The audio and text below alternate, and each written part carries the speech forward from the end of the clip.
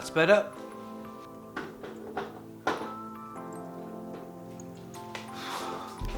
In one way it's better, but in another way it's super tight that we've got to put the clocks forward. But it's that time of the year, daylight saving still happens in the UK, so we put the clocks forward by 1 hour last night. I said that it's super tight. You'll notice I often use the word super to emphasize something. It's just a very casual word. You have to choose the words that suit your personality. I like the word super. I said it's super tight. Tight is a very interesting adjective, so tight has three meanings. In the context that I'm using, I mean that it's unlucky or it's unfair. Oh, that's tight. It's tight that I lost an hour's sleep last night. That's just tight. But it also means that somebody's tight-fisted.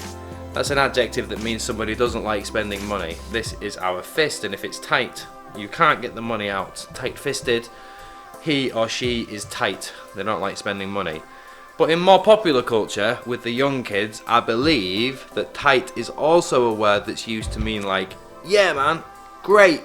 So young people say, tight bro, meaning like great or good, I think.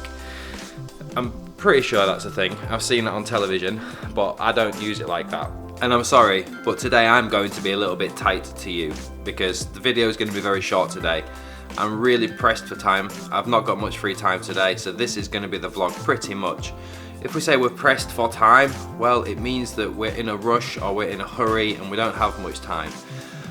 I'd also quite like to have some time off, and today is a cool day because today is the start of the season for my second favourite sport, which is Formula One racing.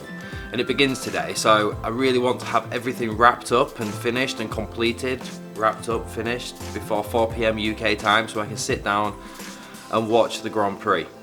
However, just before I go, I'd like to share one story with you from the past which has a connection to changing the clocks. And as I mentioned in a previous video, I used to work as a croupier. Well, after I left the UK, I worked as a croupier on board luxury cruise ships, and that was obviously a problem because cruise ships are always moving like an aeroplane, passing through different time zones.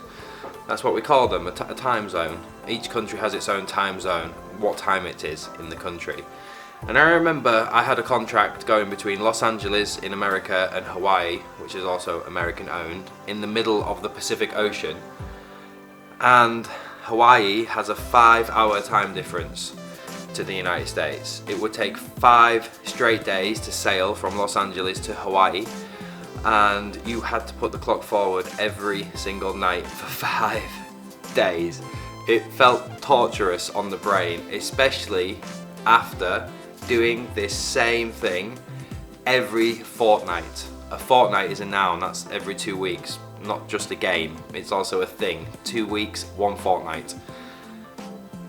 It was very mentally challenging, working until the very early hours of the morning in the casino, sometimes finishing work at 2, 3, 4 o'clock, then losing 1 hour and having to go to bed and then wake up early. And that's not where the problems ended on the ships, because back in the day, and it's only 10 years ago, but back in the day, I didn't have a mobile phone when I worked on the ships because it was pointless. There was no way to connect or to get any internet unless you connected to Wi-Fi. And so I was always worried, scared and paranoid. That means when you're always thinking the worst. I was always paranoid when I was off the ship and I was in a country or on an island, worried that the time was correct on my device that I was carrying. Because the only way to make sure that the time was correct was to get connected to actual Wi-Fi. Can you imagine? This is only 10 years ago.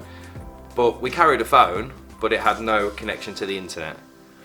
These days that would be unimaginable, but that was the life I lived just 10 years ago. No connection to the internet, no connection to the outside world. Always worrying what time it was and always worrying if I would make it back to the ship on time. Alright, I hope you enjoyed that little story. I'll tell you more again in the future, but for now have a great Sunday. I'll see you again tomorrow.